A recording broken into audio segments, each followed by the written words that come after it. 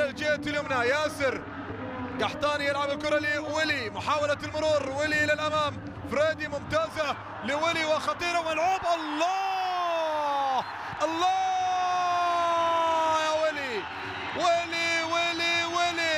ولي يسجل الهدف الثاني للهلال، وكرة ملعوبة ممتازة للغاية. يا روعة الهلال ويا روعة الأداء الكبير، يا روعة الأداء الكبير.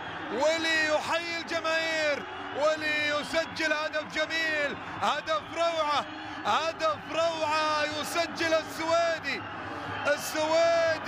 يسجل هدفه الرابع في بطولة الدوري مع الهلال. لاحظ الكرة الممتازة والتسديدة القوية، وفي المرمى الوحداوي، في المرمى الوحداوي هدف ثاني ممتازة من الفريدي لولي، والهدف الثاني